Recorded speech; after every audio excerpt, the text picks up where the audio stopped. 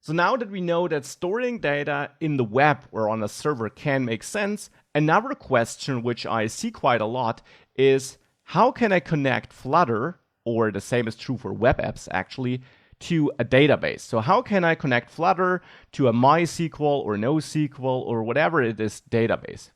And with that, I mean a database that runs in the web on a server, not some on-device database. The answer here is you don't directly connect Flutter to your database because that's technically complex and also insecure. And because it's insecure, it's technically complex because it's basically not a scenario which people want you to use, and therefore there are no easy solutions to set up such a connection. Now, why is it insecure? If you're connecting your Flutter app directly to a database, that means that in your Flutter app code, you need to include your database credentials, your username and your password, to give you read and write access to the database. Now, when you ship your Flutter app to the app stores and users download the app from there, of course your source code is not easily available. Users can't read your source code when they install your app from the app store. But you can't rule out 100% that some users might get around that and might be able to get your app bundle and kind of uncompile it and find out your credentials.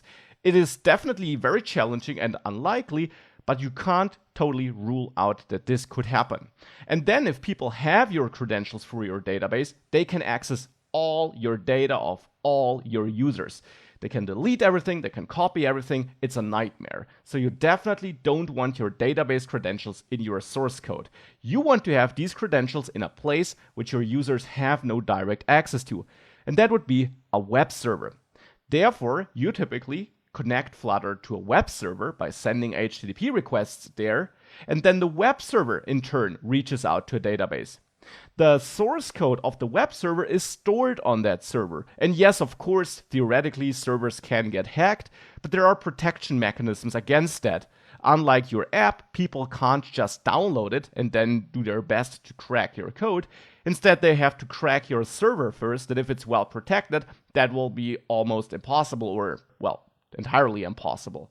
And therefore, having a web server which actually stores your credentials and interacts with a database is way more secure. And this is hence the approach which you want to use. You have a web server in between which establishes the connection to the database, and your Flutter app only communicates with that web server. It's the same, by the way, if you're building a web app for the exact same reasons.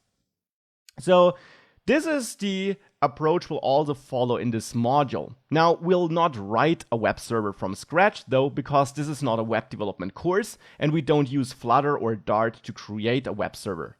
Instead, we'll use a service which is free to use, Firebase, which gives us a web server out of the box where we don't have to write any code, which just works, and which also gives us a database attached to that web server to which it automatically communicates, so that we have an easy way of, well, interacting with that server and learn how Flutter talks to web servers.